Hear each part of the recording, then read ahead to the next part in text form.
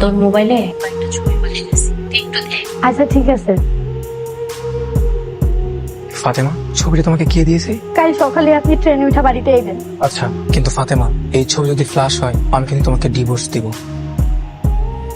Cynthia, আমার একটু গ্রামে যাওয়া লাগবে 3-4 দিনের জন্য। হঠাৎ গ্রামে? চাচারা চাচ্ছে জমি জায়গা ভাগ করতে, তাছাড়া আমি তো গ্রামে থাকবো না। জমি জায়গা যা পাই সেটা বিক্রি করে ঢাকা চলে আসবো। কথা রাখার জন্য ধন্যবাদ। যে থ্রেট দিয়েছো, কথা না রাখার উপায় আছে? এক প্রকার ব্ল্যাকমেইল করে নিয়ে এসেছো। যাই হোক, আমি অনেক টায়ার্ড, আমার একটু বিশ্রাম দরকার। আচ্ছা ফাতেমা, ছবির ব্যাপারে কাউকে কিছু বলেছো?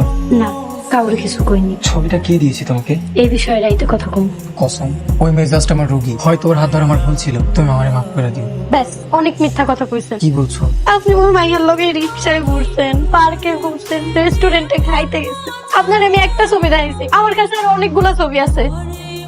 কেন মিথ্যা কইলেন? এই কি একটা উচ্চ শিক্ষিত ডাক্তারের নমুনা? হ্যাঁ, মিথ্যা বলেছি। তার সাথে একসঙ্গে ভালো বন্ধুত্ব ছিল, কিন্তু কসম, তার সাথে আমার আর কোনো সম্পর্ক নেই।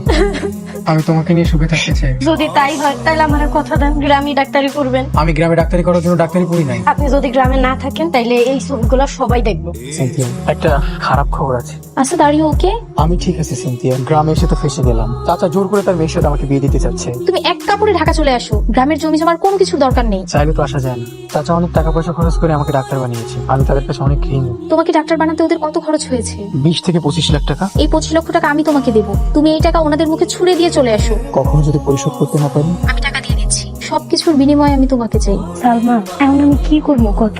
পুরুষ মানুষ মন দিয়া বানতে না পারলে কিরকম দিয়ে কে বানতে পারবি? কিন্তু উনি তো কইছে ওনার লগে এখন আর তার কোনো সম্পর্ক নাই। কিসের সম্পর্ক নাই? কালকে বিকেলের ঘটনা। তুইও ঢাকায় চলে আয়। ঢাকায়? আমার না ডর লাগতেছে।